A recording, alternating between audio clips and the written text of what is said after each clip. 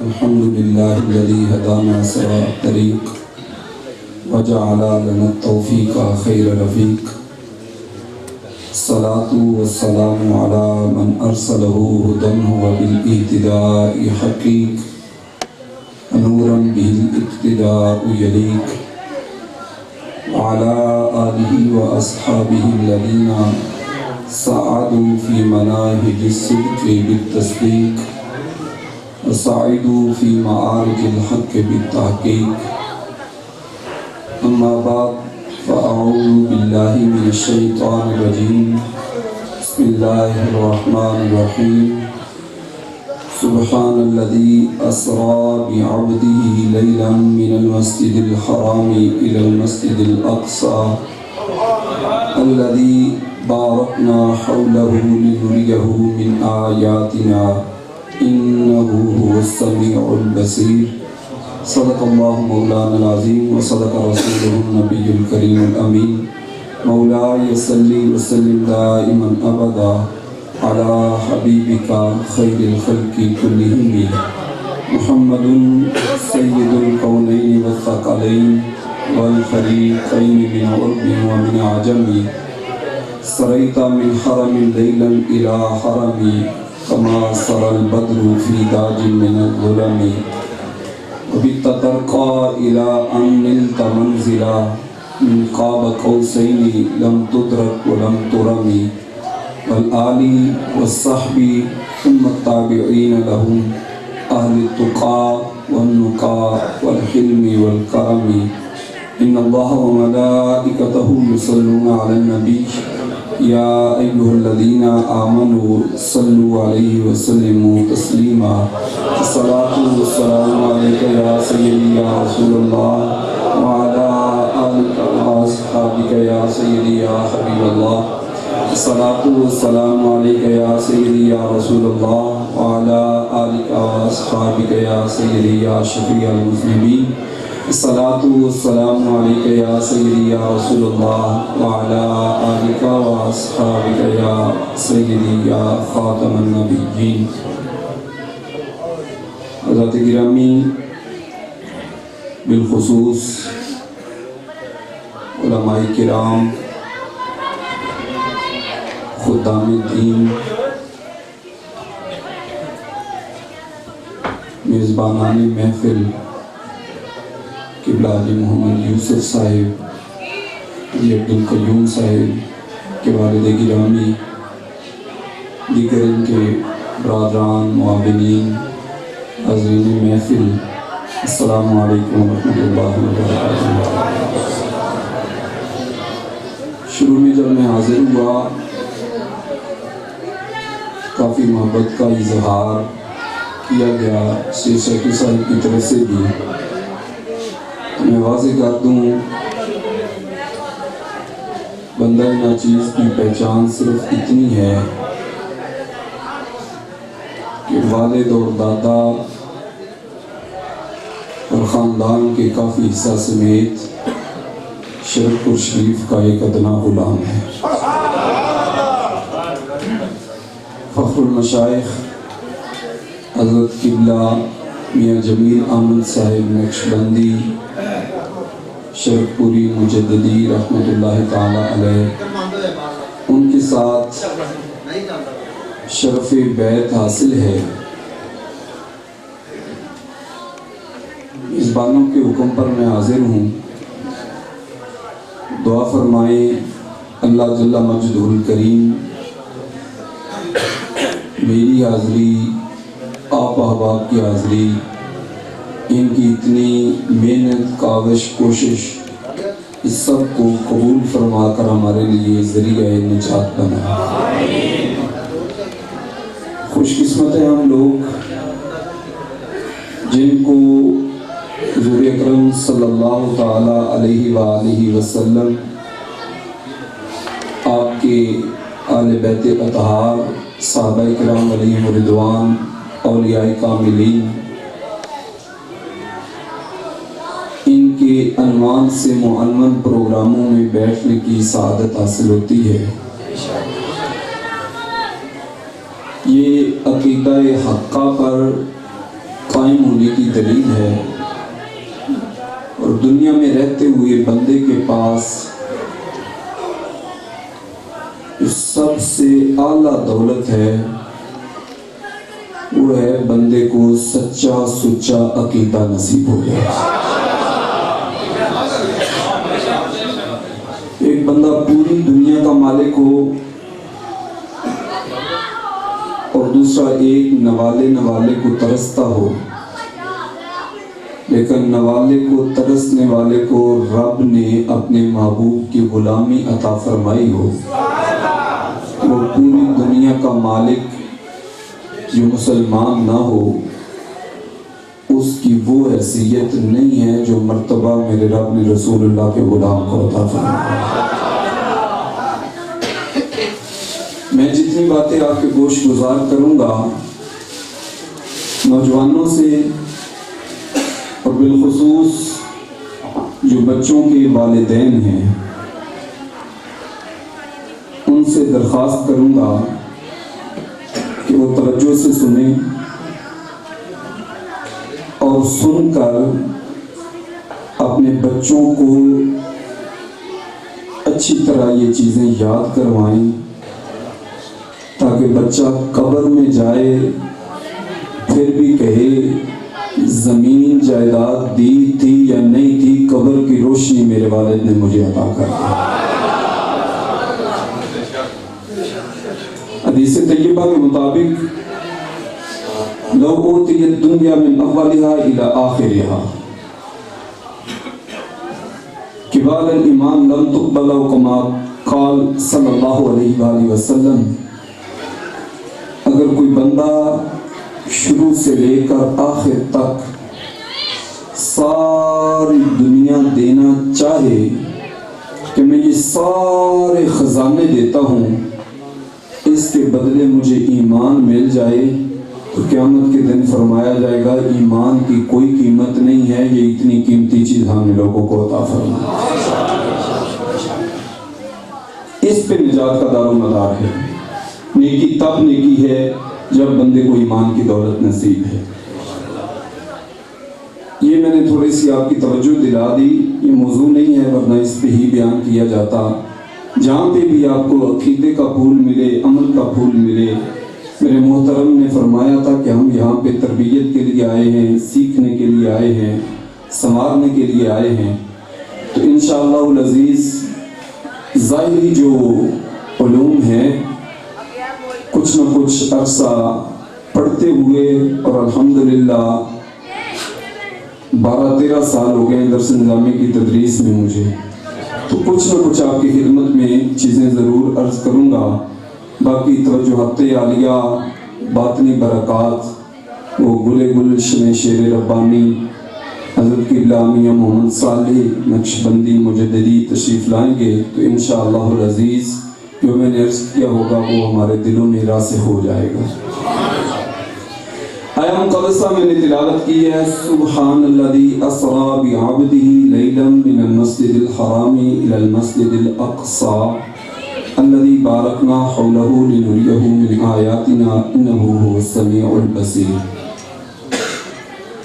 اس کے شروع میں ہے لفظ سبحان۔ کیا لفظ ہے؟ لفظ سبحان۔ سبحان کا معنی ہوتا ہے رب کی پاکی بیان کرنا، کہ رب پاک ہے، ہر عیب سے پاک ہے، ہر نقص سے پاک ہے، ہر کمی سے پاک ہے، ہر عاجزی سے پاک ہے۔ وہ اللہ اکبر ہے، کبریائی کا مالک ہے، علی کل شیء قدیر ہے، جو چاہتا ہے وہ کر سکتا ہے۔ کوئی بندہ کہے کہ یہ کام ایسا ہے، ایسا ہے، ایسا ہے، نہیں ہو سکتا، تو وہاں پہ کہا جاتا ہے سبحان۔ نہیں ہو سکتا تیری میری سوچوں کے مطابق، اگر رب کی طرف دیکھے تو علی کل شیء قدیر ہے، نہ کر سکنے سے پاک ہے، جو چاہتا ہے فرما دیا کرتا ہے۔ لفظ سبحان اس سے پاکی بیان کی جاتی ہے۔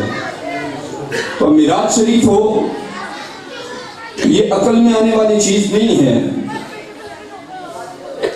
معجزہ ہے۔ معجزہ ہوتا ہی وہ ہے جو عقل میں نہ آئے۔ اب سمجھ نہیں آتی یہ کیسے ہو گیا، یہ کیسے ہو گیا، یہ کیسے ہو گیا۔ رب فرماتا ہے تمہیں عقل کے گھوڑے دوڑانے کی ضرورت ہی نہیں ہے، نہ لے جانے سے وہ پاک ہے، جب وہ لے جانا چاہتا ہے تو لے کے چلا جاتا ہے۔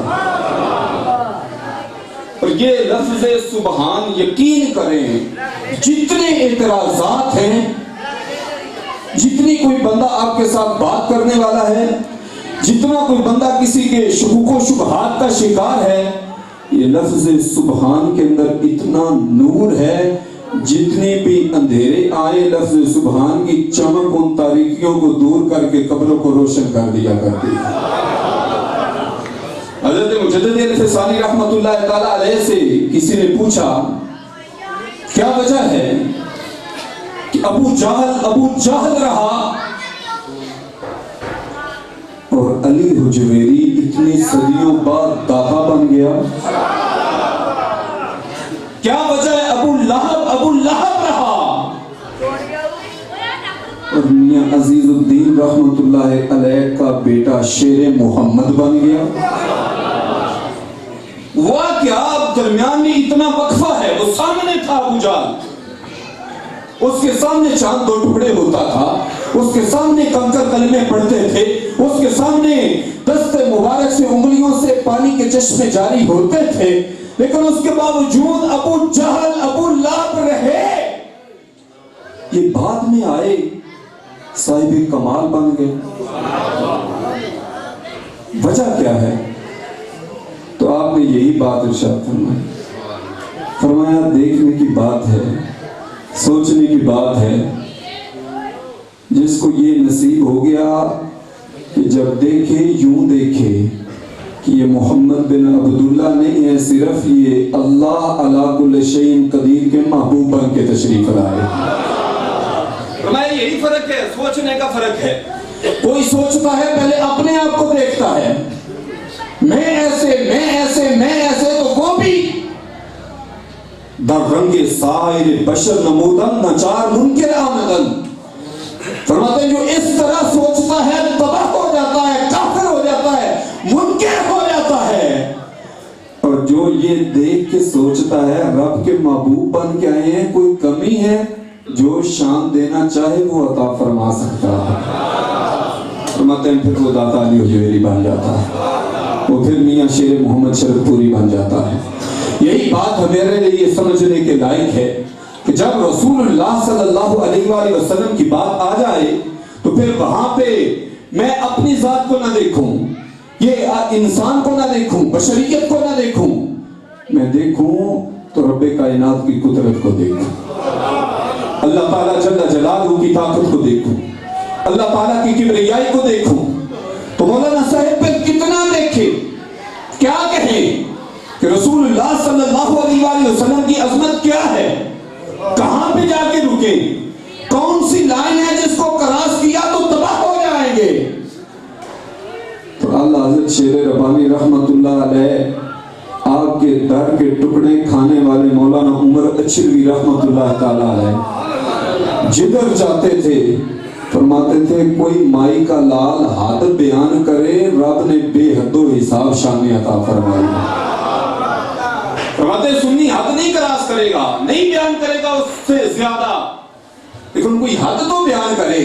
فَانْصُبْ إِلَىٰ ذَاتِهِ مَا شِئْتَ مِنْ شَرَفٍ وَانْصُبْ إِلَىٰ قَدْرِهِ مَا شِئْتَ مِنْ عِظَمٍ۔ امام بصیری فرماتے ہیں تیرے ذہن میں جو کچھ آتا ہے بیان کرتا چلا جا، اتنا آ ہی نہیں سکتا جتنی شان رب نے میرے محبوب کو عطا فرمائی۔ امام بصیری آپ نے کیسے کہہ دیا؟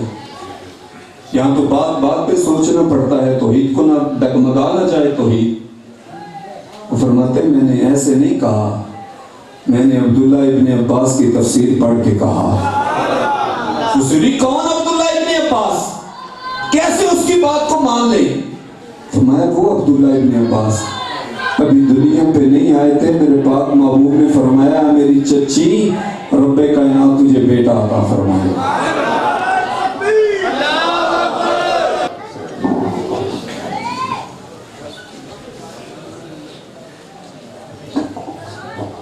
من سب نبیًا من سب نبیًا من سب نبیًا تاجدار ختم نبوت تاجدار ختم نبوت تاجدار ختم نبوت انہیں جانا انہیں جانا انہیں جانا انہیں جانا انہیں جانا رکھا غیر سے کام للہ الہم جب دنیا سے گئے تو درود شریف پڑھیں صلاۃ والسلام علیک یا رسول اللہ وعلی آلہ وصحبہ وسلم. ذات گرامی، ہمارے آقائے نعمت کے جانشین تشریف لا چکے. آپ کے حکم کے مطابق جتنا آپ نے وقت فرمایا اس وقت میں اختتام کروں گا. میں بات کو مختصر کیے دیتا ہوں. خلاصہ اس کا وہ امام بصیری کے شعر میں میں نے آپ کو عرض کر دیا ہے. تو اللہ پاک نے ارشاد فرمایا سبحان، پاک ہے وہ ذات. تو جہاں پر بھی آئے بات رسول اللہ صلی اللہ علیہ وآلہ وسلم کی عظمت کی، تو کسی بندے کے ذہن میں کوئی خیال آئے یہ کیسے ہو سکتا ہے، یہ کیسے ہو سکتا ہے، تو نہ کرنے سے وہ ذات پاک ہے. وہ جو چاہتی ہے کر سکتی ہے. ساری شانیں میرے محبوب کو عطا فرمائی. یہ لفظ سبحان ہمیں سبق دے رہا ہے. فرمایا الذی اسرا بعبدہ لیلا، جس نے رات کے مختصر حصے میں اپنے بندہ خاص کو سیر کروائی. اب آپ یہ بتائیں، آپ نے سیر کرنی ہو، ابھی رات کو آپ باہر نکلے، کتنی سیر کریں گے آپ؟ آگے وجہ بھی بیان کی پر میں لنریہ من آیات، ہم اپنی نشانیاں دکھائیں، اپنی آیات دکھائیں. 14ویں کی رات بھی نہیں ہے کہ بندہ کہے کہ چلو بندہ باہر نکلتا ہے تو کچھ نظر آئے گا، یہ بھی نظر آئے گا، یہ بھی نظر آئے گا. اور دن بھی نہیں ہے کہ سورج نکلا ہوا ہے. رات کے وقت سیر کروائی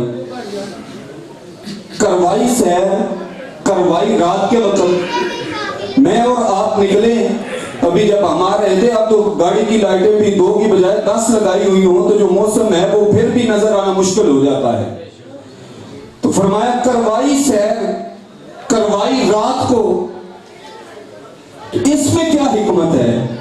کہا تمہیں پتہ چل جائے کہ سورج اور چاند کی روشنی کے محتاج تم ہو. جو امام الانبیاء ہیں سورج اور چاند ان کے محتاج ہیں، ان کو اتنا نور عطا فرمایا. رات کو سیر کروائی. اللہ جل جلالہ جہد سے پاک ہے. محبوب کریم صلی اللہ علیہ وآلہ وسلم کو بھی یہ روشنی کے حوالے سے احتیاطی سے رب نے بچایا ہے. ہر طرف دیکھ سکتے ہیں، ہر وقت دیکھ سکتے ہیں. سیاستہ کی حدیث طیبہ ہے، نماز پڑھا رہے ہیں، فرمایا حل ترون قبلتی ہاہنا فواللہ لا یخفی علی رکوعکم ولا خشوعکم. تم سمجھتے ہو میرا قبلہ ادھر ہے، اللہ کی قسم میں تمہارے رکوع کو بھی دیکھتا ہوں، تمہارے خشوع کو بھی دیکھتا ہوں. اب مجھے سامنے نظر آئے گا، تھوڑا سا دائیں تھوڑا سا بائیں، پیچھے نظر نہیں آئے گا. یہ امام الانبیاء جن کو رات کو سیر کروائی ہے، چہرہ قبلہ شریف کی طرف ہو، مقتدی کے ظاہر کو بھی دیکھتے ہیں، مقتدی کے باطن کو بھی دیکھتے ہیں. اور پھر ظاہر ہے، باطن پھر دل ہے. صرف دل نہیں، خشوع دل میں پیدا ہونے والے خیالات کیفیت کا نام ہے. امام الانبیاء کا چہرہ مبارک قبلہ شریف کی طرف ہو، پیچھے کسی صف میں مقتدی کھڑا ہو تو اس کے ظاہر کو بھی دیکھتے ہیں، دل کو بھی دیکھتے ہیں، دل میں پیدا ہونے والے خیالات کو بھی ملاحظہ فرماتے ہیں.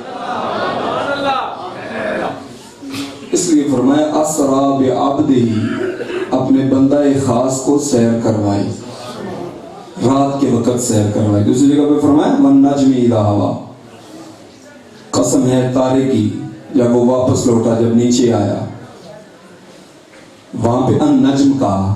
اب ستارہ کی کوئی جہت نہیں ہوتی کہ جو جس کی طرف روشنی نہ ہو. ستارہ محتاج نہیں ہے کہ یہ روشنی ہوگی تو پھر کچھ نظر آئے گا. اللہ پاک نے امام الانبیاء صلی اللہ علیہ وآلہ وسلم کو پیدا فرمایا, پھر یہ چاند ستارے رسول اللہ کے نور سے پیدا فرمایا. حضرت سیدہ آمینہ رضی اللہ تعالی عنہ نے یوں ہی تو نہیں فرمایا وَلَلْآخِرَةُ خَيْرٌ لَكَ مِنَ الْأُولَىٰ, ہر لمحے جو بلندی آئی وہ تو بعد میں آئی. آپ فرماتے ہیں پیدائش کے ساتھ ہی اتنی چمک تھی, دیواریں تو دیواریں, پہاڑ بھی رکاوٹ نہیں بنے, اتنا نور پھیلا ہے, شام کے محلات بھی نظر آ گئے. اسرا بعبدہ, سیر کروائی اپنے بندہ خاص کو رات کے مختصر حصہ میں, رات کے وقت سیر کروائی. عبد کو, عبد کی کئی قسمیں ہیں. ایک ہوتا ہے عبد رقیق, ایک ہوتا ہے عبد عابق, ایک ہوتا ہے عبد معزوم. عبد عابق یوں سمجھ لیں سمجھانے کے لیے, ویسے مکمل تعریف یہ نہیں ہے. عبد عابق کہتے ہیں باغا ہوا غلام. کسی فیکٹری میں کوئی بندہ ملازمت کرتا ہو, وہاں سے بھاگ جائے, فیکٹری والے کو لیٹر جاری کر دیں کہ اس کا ہمارے کے ساتھ کوئی تعلق نہیں ہے, اس کے ساتھ جو لین دین کرے گا وہ خود ذمہ دار ہوگا, اسے کہتے ہیں عبد عابق. ایک ہوتا ہے عبد رقیق. عبد رقیق ہوتا ہے جس کی کوئی مرضی نہیں ہے, بالکل کوئی مرضی نہیں ہے, جو وہ مالک کہے گا بالکل اس کا پابند ہے, ایک لمحے کی بھی کوئی اس کو اختیار نہیں ہے. اور عبد معزوم کا مطلب یہ ہوتا ہے, مختصر عرض کر رہا ہوں, عبد معزوم کا مطلب یہ ہوتا ہے کہ اس کے پاس لیٹر ہوتا ہے کہ تم ہمارے نمائندہ ہو, جو تم کرو گے وہ تمہارا کرنا نہیں ہوگا, وہ ہمارا کرنا ہوگا. جو معاملہ تم طے کرو گے وہ تمہارا نہیں ہوگا, وہ ہمارا ہوگا. تو رسول اللہ صلی اللہ علیہ وآلہ وسلم کو یہاں پر رسول نہیں فرمایا, یہاں پر اللہ جل جلالہ نے نبی نہیں فرمایا, بلکہ یہاں پر لفظ عبد استعمال کیا. علماء فرماتے ہیں اس کی وجہ یہ ہے کہ یہاں پر عبد سے مراد عبد معزون ہے, اور عبد معزون کا مطلب یہ بنتا ہے اے محبوب کریم صلی اللہ علیہ وآلہ وسلم, آپ کی شان عبدیت کا عالم یہ ہے وَمَا رَمَيْتَ إِذْ رَمَيْتَ وَلَكِنَّ اللَّهَ رَمَا. جب کینکریاں آپ پھینکیں وہ آپ نہیں پھینکتے, حقیقتاً وہ اللہ پھینکتا ہے. میں یطیع الرسول فقد اطاع اللہ, جو آپ کی مان لیتا ہے صرف آپ کی نہیں مانتا, رب بھی اس سے راضی ہو جاتا ہے.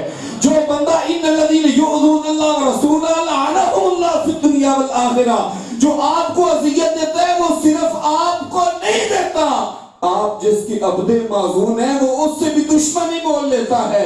اللہ پاک نے عبد معزون ایسا بنایا ہے, کوئی دنیا مانگنے آتا ہے اسے بھی عطا فرماتے ہیں, عقبہ مانگنے آتا ہے تو اسے بھی عطا فرماتے ہیں.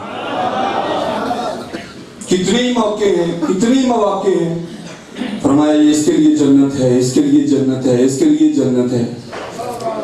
کیسے جنت تقسیم کر رہے ہیں؟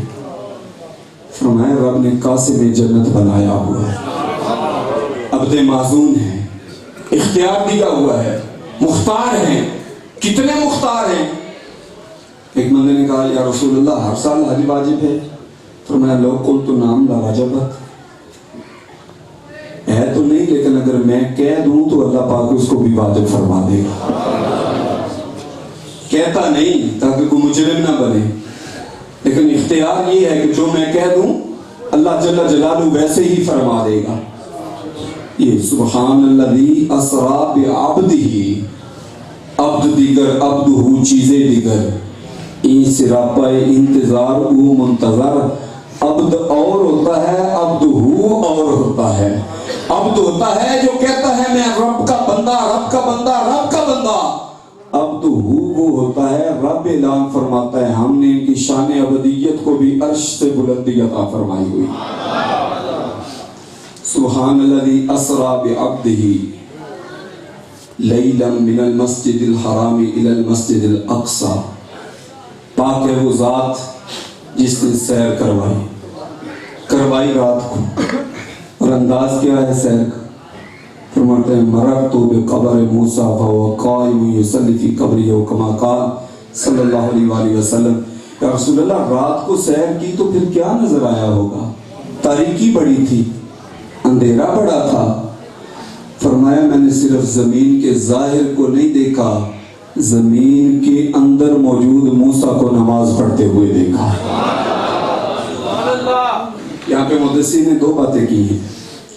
فرماتے ہیں یہ کیا بات ہے؟ حضور اکرم صلی اللہ علیہ وآلہ وسلم گزر رہے ہوں، امام الانبیاء گزر رہے ہوں تو نماز پڑھ رہے تھے۔ فرماتے ہیں یصلی کا معنی درود پڑھنا بھی ہوتا ہے۔ ان اللہ و ملائکتہ، اللہ اور اس کے فرشتے کیا کرتے ہیں؟ تو اس کا معنی یہ تو نہیں کہ اللہ نبی پر نماز پڑھتا ہے، یہ تو نہیں ہے مطلب۔ تو فرماتے ہیں وَهُوَ قَائِمُ يُصَلِّي فِي قَبْرِهِ کا ایک مطلب یہ بنتا ہے، توجیہ یہ ہے کہ موسیٰ علیہ السلام قبر میں کھڑے ہو کر مصطفیٰ جان رحمت پہ لاکھوں صلاۃ پڑھ رہے تھے۔ قائم یصلی فی قبرہ، اپنی قبر میں پڑھ رہے تھے۔ اور پھر براق، یہ ابھی مولانا صاحب بیان فرما رہے تھے، ایک قدم جہاں پر اس کی نگاہ جاتی ہے وہاں پر ایک قدم جاتا ہے، 500 سال کی مسافت، ہر قدم میں 500 سال کی مسافت طے ہو، اتنی تیزی سے سفر ہو اور ہو 2 ہاتھ 2 پاؤں 2 کان، اس طرح کی بات ہو تو سفر اس طرح کا کوئی کرے سواری تو بندہ ویسے ہی نیچے گرا ہوا ہو۔ امام الانبیاء صلی اللہ علیہ وآلہ وسلم پرسکون سواری پہ جلوہ فرما بھی ہیں، زمین کو بھی دیکھ رہے ہیں، تحت الثری تک موجود ہر چیز کو بھی ملاحظہ فرما رہے ہیں۔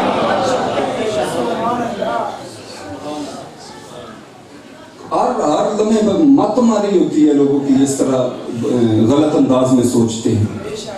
سیر کی ابتدا ہوتی ہے، فرماتے ہیں ادھر لے کر گئے، حضرت ام ہانی کے گھر سے جب لے کر گئے تو پہلے مجھے میرا سینہ شق صدر ہوا، سینہ چیرا، دل نکالا، پھر دل کو دھویا، پھر دل کے اندر ایک تشت لے کر آئے تھے وہ ڈالا، اس میں حکمت تھی۔ مفتی احمد یار خانیمی رحمۃ اللہ علیہ فرماتے ہیں مزید عروج عطا فرمایا۔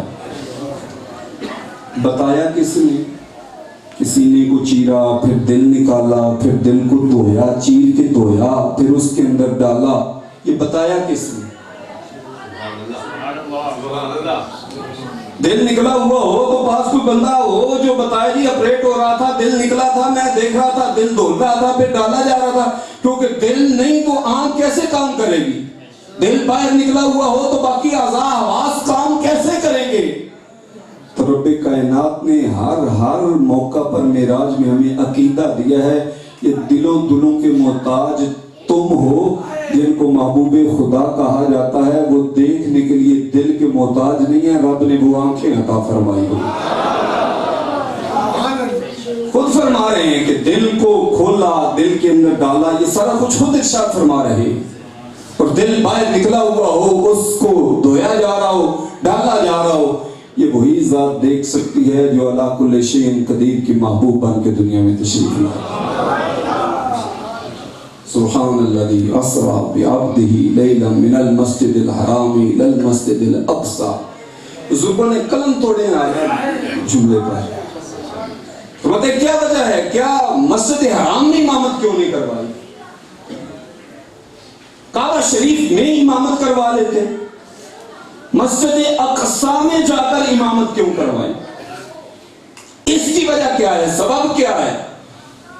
شرعی مسئلہ تو یہ ہے کہ مقامی امام ہو، باہر سے کوئی آ جائے، بزرگ بڑا آ جائے تو جماعت مقامی امام ہی کرواتا ہے۔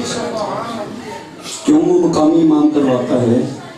کہ جو باہر سے بڑے بزرگ آئے ہیں، اگر وہ مقامی نہ کروائے تو مقتدی و مقامی یہی کہے ہمارا مولوی تو بیچارہ ایسے ہی ہے، جب بھی کوئی بڑا آتا ہے چل پیچھے بھائی، جب بھی کوئی بڑا آتا ہے چل پیچھے بھائی، جماعت وہ کروائے گا، جماعت وہ کروائے گا۔ تو بڑے اس لیے حکم یہ ہے کہ وہ بڑا جو ہے وہ پیچھے پڑے تاکہ لوگوں کو پتہ چل جائے، مار ہوئے جس کے پیچھے اتنے بڑے بڑے پڑھتے ہیں وہ خود کتنا بڑا ہو، اس کی عزت ہے۔ اب حرم شریف میں اگر کرواتے تو کہتے کہ بڑے وہ دوسرے ہیں جو پیچھے کھڑے ہیں، تو آپ نے فرمایا مسجد اقصی میں امامت کروائیں تاکہ پتہ چل جائے ان کو بھی بڑائی جس کے قدموں سے ملی ہے اس کو رب نے امام بنایا ہوا ہے۔ مسجد اقصی میں امامت ہوتی ہے۔ پھر فرماتے ہیں حضرت موسیٰ علیہ السلام قبر میں بھی ہیں، ادھر میں بھی ہیں، آسمانوں پہ ملاقات بھی ہو رہی ہے۔ حضرت عیسیٰ دیگر کئی انبیاء کرام علیہ السلام وہ قبر ادھر بھی ملتے ہیں، نماز بھی پیچھے پڑھتے ہیں، آسمانوں میں بھی ہوتے ہیں۔ تو اس علی واقعیت والجواہر میں لکھا، فرماتے ہیں ان سب سے سنیوں کے عقیدے ثابت ہو رہے ہیں۔ یہاں پہ یہ ماننا پڑے گا، یہ بات کرنی دو باتوں میں سے ایک بات ہے اور دونوں اہل سنت کے عقیدے ہیں۔ یہاں تو یہ اس بات کی طرف توجہ دو، قال الذی عنده علم من الکتاب انا آتیک بہ قبل ان یرتد الیک طرفک، کہ یہ نبی ہیں، ان کے پاس بیٹھنے والا یہ کہتا ہے پلک جھپکنے سے پہلے مہینے کی مسافت پہ جو تخت پڑا ہوا ہے وہ آپ کے قدموں میں لا کے حاضر کر دوں۔ کون کہہ رہا ہے؟ جو پاس بیٹھنے والا ہے، جب اس کی سپیڈ اتنی ہے کہ پلک بعد میں جھپکتی ہے، تو جن کے پاس بیٹھ کے فیض ملا ہے رب نے ان کو کتنی زیادہ عظمتیں عطا فرمائی۔ فرماتے ہیں یا تو پھر یہ ذہن میں رکھو کہ یہ اعلیٰ حضرت شیخ ربانی رحمۃ اللہ تعالیٰ علیہ نے یہی تو فرمایا ہے، یہ عبد کی جو تشریح ہے اسی پہ تو فرمایا ہے۔ فرماتے ہیں مدینہ طیبہ والی سرکار روح اور جسم کے ساتھ جلوہ فرما ہے، جب چاہتے ہیں جہاں چاہتے ہیں سیر کے لیے تشریف لے جاتے ہیں۔ اعلیٰ حضرت شیخ ربانی رحمۃ اللہ علیہ کا ارشاد گرامی، عبد کا اطلاق روح پر نہیں ہوتا، صرف یہاں پر نبی نے کہا، رسول نے کہا، عبد کیوں کہا؟ اس کی ایک وجہ یہ بھی علماء نے لکھی، فرماتے ہیں لفظ عبد اس طرح کوئی کہہ سکتا روح گئی تھی، روح گئی تھی، تو رب نے فرمایا روح گئی ہو تو یہاں کہا جاتا سراب روح ہی، ان کی روح کا سیر کروائی، اور روح کی سیر تو ہر وقت ہی ہوتی رہتی تھی، یہاں رب نے روح کو بھی سیر کروائی ہے، جسم کو بھی سیر کروائی ہے۔ لفظ عبد بولا ہی نہیں جاتا صرف روح پہ، روح مال جسم ہو تو وہاں پہ عبد بولا جاتا ہے، اور علماء نے اس پہ کلام کیا کہ جب حضرت جبریل نے بھی 6000 سال کی مسافت کے بعد ہاتھ باندھ دیے، اب کئی ہزار سال 3-4 گنا بلکہ 10 گنا سے زائد ابھی مسافت باقی تھی، جب انہوں نے ہاتھ باندھ دیے تو آگے کیا گیا؟ کیا گیا؟ فرماتے ہیں جہاں پہ نوری نے ہاتھ جوڑے ہیں وہاں سے آگے تو میرے محبوب کی بشریت جا رہی تھی۔ نورانیت کی بات تو بعد میں ہے، وہاں سے آگے تو بشریت جا رہی تھی، جہاں پہ وہ عرض کر رہے تھے لو تنوتو ان ملتن لا ترکتو، اگر ایک پورا بھی آگے حرکت کی تو جل جاؤں گا، تو نوریوں کے سردار جہاں یہ جملہ بول رہے ہیں اس سے آگے میرے محبوب کی بشریت جا رہی ہے۔ بے عبد ہی اپنے بندہ خاص کو رات کے وقت سیر کروائے مسجد حرام سے، یہ رات کے وقت بیس بھی بات دی ہے، کیوں رات کے وقت کروائے؟ مفسرین کرام نے لکھا، فرمایا پتہ تو چل جائے نا ابو جہل کون ہے اور صدیق اکبر کس کو رب نے بنایا ہوا۔ دن کے وقت سب کے سامنے جاتے تو وہ تو نہ نظارہ ہوتا، واضح تو نہ ہوتا، ابو جہل وہ باقاعدہ ایک ماحول بنا دیا، ابو بکر تمہیں پتا ہے کیا؟ تم بتاؤ کوئی رات کے تھوڑے سے حصے میں یہاں سے وہاں جائے، وہاں سے وہاں جائے، وہاں سے وہاں جائے، ہو سکتا ہے؟ ابو بکر صدیق نے کہا سمجھ تو نہیں آتی، اللہ بھائی کم بن گیا، جو آگے جا کے باہر ملے نا ابو بکر کم بن گیا ہوں۔ پھر ابو بکر صدیق کو کہا اچھا پھر کون کہتا ہے؟ انہوں نے کہا محمد بن عبداللہ تمہارے دوست۔ انہوں نے کہتا پھر ہو سکنے کی کیا بات ہے، اگر میرے محبوب کہتے ہیں تو یقیناً رب نے شان عطا فرمائی۔ یہی تو رسول اللہ صلی اللہ علیہ وسلم نے فرمایا شیء وقر فی قلبہ ابو بکر صدیق نماز روزہ حج زکات یہ بھی اگرچہ سب سے بڑھ کر ہیں، لیکن جس نے صحابہ کی امامت کے منصب پر فائز کیا ہے وہ چیز ہے جو رب نے ابو بکر صدیق کے دل کو عطا فرمائی ہے۔ اسی حضرت سیدنا علی مرتضیٰ شیر خدا نے کسی نے کہا سباق ہے علی مرتضیٰ آگے نکل گئے ہو، پہلا نمبر لے گئے ہو۔ فرمایا چپ کر، 3-4 باتیں گنوائیں اور گنوا کے کہا بیحقا ان اللہ ضم الناس کلما مدح ابا بکر الا تنصروا فقد نصرہ اللہ۔ تو کہتا ہے پہلا نمبر لے گئے ہو، میں علی المرتضیٰ کہتا ہوں جس طرف پڑا ہوں، جب بلندی کی طرف گیا ہوں تو ابو بکر کا جھنڈا لہراتا ہوا نظر آیا۔ اسی لیے تو آپ نے فرمایا کہ جس نے مجھے کہا آگے نکل جانے والا بات مفتری جاری کروں گا، اس کو سزا دوں گا۔ یہ رات کے وقت سیر کرے تاکہ پتہ چل جائے ابو جہل اور ہے، صدیق اکبر رضی اللہ تعالیٰ عنہ اور ہے۔ مسجد حرام سے مسجد اقصی نوریہ من آیاتنا، تاکہ ہم اپنی نشانیاں دکھائیں۔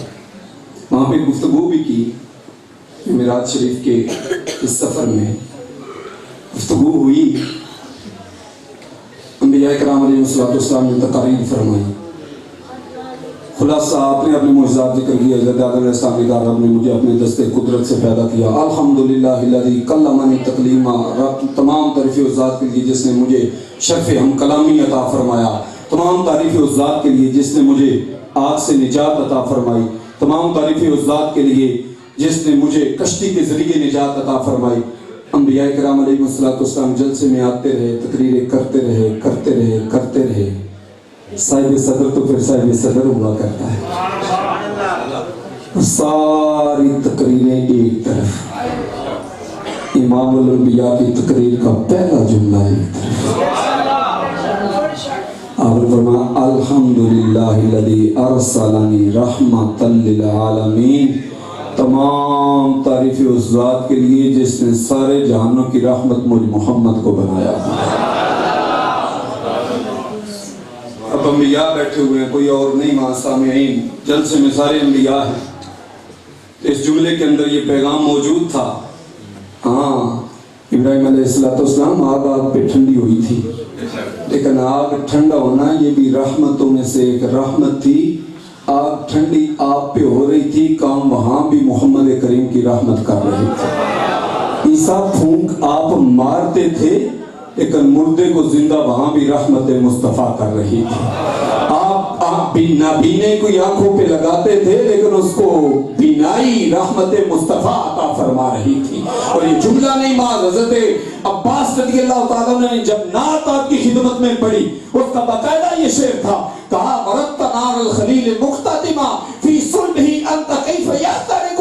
یا رسول اللہ، لوگ حیران ہیں کہ ابراہیم پر آگ ٹھنڈی کیوں ہوئی؟ ان کی پشت مبارک میں آپ کا نور تھا، آگ جلا کیسے سکتی تھی؟ آپ کی رحمت وہاں بھی عطا فرمائی جا رہی ہے۔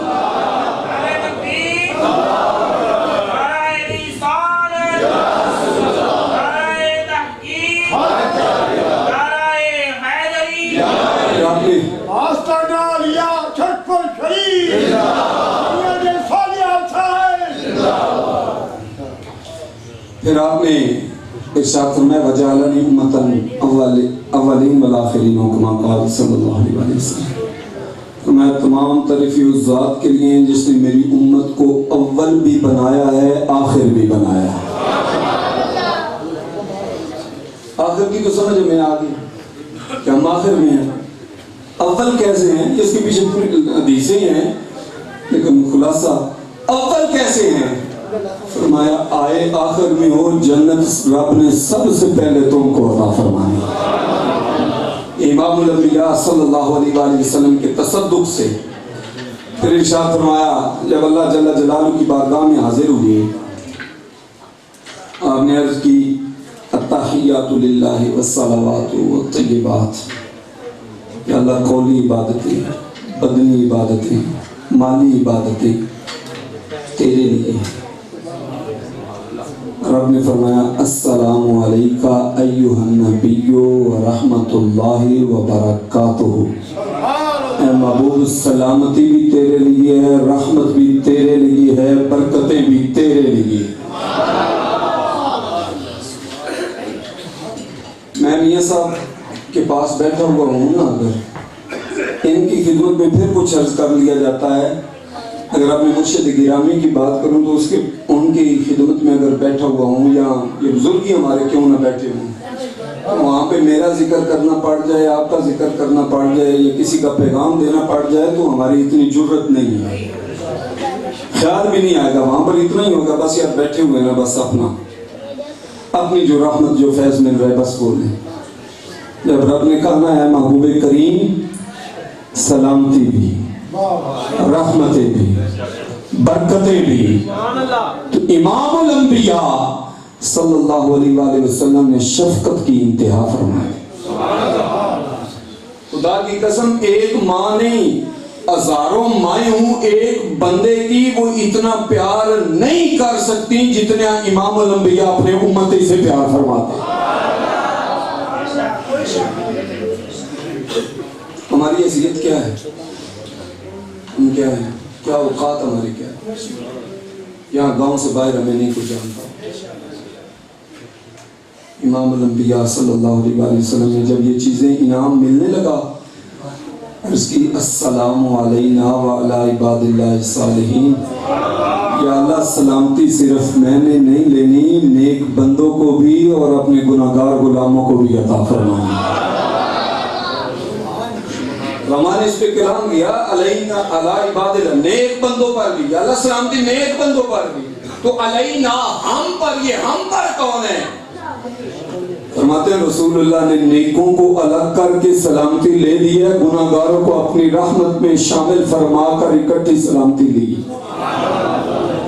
अस्सलामु अलैना व अला इबादिल्लाहि सालिहीन। रब ने फरमाया फीमा यख्तसिमुल मलाउल आला। ए महबूब, ये फरिश्ते किस बात में झगड़ रहे हैं? 40,000 या 4,000 साल से वो झगड़ रहे थे, किस बारे में? उन्हें अर्ज की ला मुझे तो नहीं पता।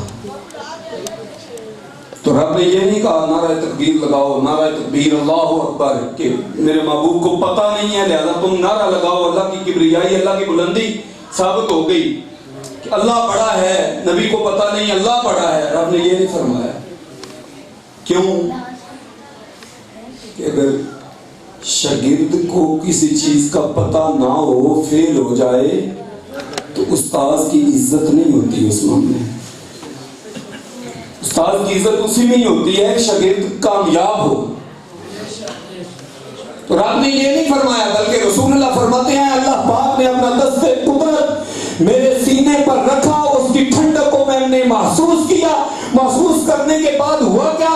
फतजल्ला ली कुल्लु शैइन फअरफ्तु मा बैन समावाति वल अर्द फअलिमतु मा फिस समाइ वल अर्द। मुख्तलिफ अल्फाज हैं। फरमाया इधर दस्ते कुदरत आयत है, इधर अल्लाह पाक ने ज़मीन और आसमान और तमाम मौजूदात के इल्म के खजाने अता फरमा दिए।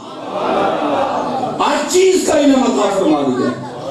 यहाँ पे भी उलमा ने, ये सारी चीजें पीछे असल में पूरा बैकग्राउंड है, लेकिन मैं आपको पहले अर्ज किया था कि साहब जब तशरीफ लाएंगे फअरफ्तु, उलमा फरमाते हैं ये पहचानने का क्या मतलब हुआ? फअरफ्तु, मैंने पहचान लिया। पहली दफा जब चीज को देखें तो वहां पे तारुफ होता है, ये फुला है, ये फुला है, ये फुला है, ये फुला है। दूसरी दफा हो तो बंदा कहता है हाँ मैंने इसको पहचान लिया। क्यों पहचान लिया? कि पहले इसका तारुफ मुझे है। तो वहां पे फारफ्तु का लफ्ज क्यों है? फरमाते हैं फारफ्तु का लफ्ज इसलिए है मेरे महबूब करीम सल्लल्लाहु ताला अलैहि वसल्लम सबसे पहले आपको पैदा फरमाया गया, सारी मखलूकात को आपके सामने पैदा फरमाया, देखा सबको पहले था। तवज्जो रब की तरफ थी। जब अल्लाह जल्ला जलालुहु ने तवज्जो करवाई है तो फरमाते हैं मैंने पहचान लिया क्योंकि मेरे सामने सारी खलकत रब ने बनाया हुआ। फिर पूछा गया कि क्या तुमने पहचाना है, क्या तुमने समझा है? رسول عالم صلی اللہ علیہ وآلہ وسلم نے جو جواب ارشاد فرمایا، اس میں میرے لیے اور آپ کے لیے وظیفے موجود ہیں جو ہمیں شب و روز کرنے چاہیے اور کر کے اپنی دنیا و آخرت سنوارنی چاہیے۔ فرمایا حضرت اسرافیل، حضرت اسرائیل، حضرت جبرائیل، حضرت میکائیل علیہ السلام انہوں نے سوال کیے، اور سوال میں یہ تھا کہ یا رسول اللہ منجیات کیا چیز ہیں، مہلکات کیا چیز ہیں، کفارات کیا چیز ہیں، درجات کس چیزوں سے بلند ہوتے ہیں؟ رسول اللہ صلی اللہ علیہ وآلہ وسلم نے ارشاد فرمایا اسباغ الوضوء فی المکارہ، جب دل نہ کر رہا ہو وضو کرنے کو، اس وقت جو وضو کرتا ہے رب اس کے گناہ کو معاف فرما دیتا ہے۔ والمشی بالاقدام الی المساجد، جب دل بستر میں بیٹھنے کو کرے، گپے لگانے کو کرے، اس وقت جب قدم اٹھا کے مسجد میں جاتا ہے رب اس کی برکت سے بھی گناہ کو معاف فرما دیتا ہے۔ وانتظار الصلاۃ بعد الصلاۃ، ایک نماز پڑھی دوسری نماز کا انتظار رہے جس بندے کو، اللہ جل جلالہ اس کے گناہوں کو بھی معافی عطا فرماتا ہے۔ جنت کے مشاہدات میں ایک یہ بھی بات ہے، آپ نے دیکھا ایک عرش کے نور میں ڈوبا ہوا بندہ، آپ نے عرض کی یہ فرشتہ ہے؟ فرمایا گیا نہیں۔ عرض کی تو پھر نبی ہے؟ فرمایا گیا نہیں۔ عرض کی تو کون ہے؟ فرمایا کہ یہ وہ بندہ ہے جس نے دل لگایا تھا۔ کس کے ساتھ؟ فرمایا مسجد کے ساتھ دل لگایا ہوا تھا، والدین کو برا بھلا کہلوانے کا سبب نہیں بنا، اس کو عرش کا نور عطا فرما دیا۔ 3 وصف تھے اس کے، زبان تر رہتی تھی ذکر سے، مسجد کے ساتھ دل لگا ہوا تھا، کب مسجد میں جاؤں، اور تیسری چیز کہ میں نے کوئی ایسا کام نہیں کرنا کہ کوئی بندہ کہے کہ فلاں کا بیٹا جو ہے اس نے یہ غلط کام کیا ہے۔ اپنے والد کی عزت کا خیال کرنے والا، یہ 3 چیزیں جس میں پائی جاتی تھی رب نے عرش کا نور عطا فرما دی۔ برکیف آپ نے ارشاد فرمایا نجات دینے والی کیا چیزیں ہیں؟ رسول عالم صلی اللہ تعالی علیہ وآلہ وسلم نے ارشاد فرمایا القصد فی الفقر والغنا والعدل فی الغضب والرضا الخشیۃ فی السر والاعلانیہ، جو بندہ تنہائی میں اور لوگوں کے سامنے اللہ سے ڈرتا ہے دونوں مواقع پر، یہ نہیں کہ محفل کا آجی صاحب ہوں اور تنہا بیٹھے ہوں تو شیطانیت سوار ہو، یہ انداز نہ ہو، دونوں جگہوں پہ جو رب سے ڈرتا ہے اللہ تعالیٰ جل جلالہ اس کو نجات عطا فرما دیتا ہے۔ جو خرچ کرنے میں میانہ روی سے کام لیتا ہے اس کو بھی رب کائنات نجات دیتا ہے، اور جو بندہ عدل کرتا ہے، کسی پر غصے ہو تب بھی عدل سے کام لیتا ہے، خوش ہو تب بھی عدل سے کام لیتا ہے، رب اس کو بھی نجات عطا فرما دیتا ہے۔ پھر مہلکات تباہ کرنے والی چیزیں کیا ہیں؟ فرمایا شوہ متبع، ایسی خواہش جس کی پیروی کی جائے، ایسی کنجوسی جس کی پیروی کی جائے، وَإِجَابُ الْمَرْءِ بِنَفْسِهِ، یا بندہ اپنے آپ کو بڑی اچھی چیز سمجھ لے، خود پسندی کا شکار ہو جائے تو یہ چیز بھی بندے کو تباہ کر دیتی ہے۔ اللہ تعالیٰ جل جلالہ اپنے محبوب کریم صلی اللہ تعالیٰ علیہ وآلہ وسلم کی جو عظمت بیان ہوئی ہے، اس میں جو عقائد والی باتیں بیان ہوئی ہیں، اس میں جو اپنانے والی اصلاحی حوالے سے سمری خلاصہ حضرت صاحب کی جلوہ فرمائی کے بعد آپ کے سامنے جو عرض کیا ہے، اس کو شرف قبولیت عطا فرمائے، ہمارے لیے آپ کے لیے ذریعہ نجات بنائے، اور یہ شرف قبولیت جب مل جاتا ہے پھر دین پہ بھونکنے والے لوگ بھی آنکھیں اٹھا کے دیکھتے ہیں کہ یہ دین کے خادم حسین رضوی کو رب شان کیا عطا فرمائے۔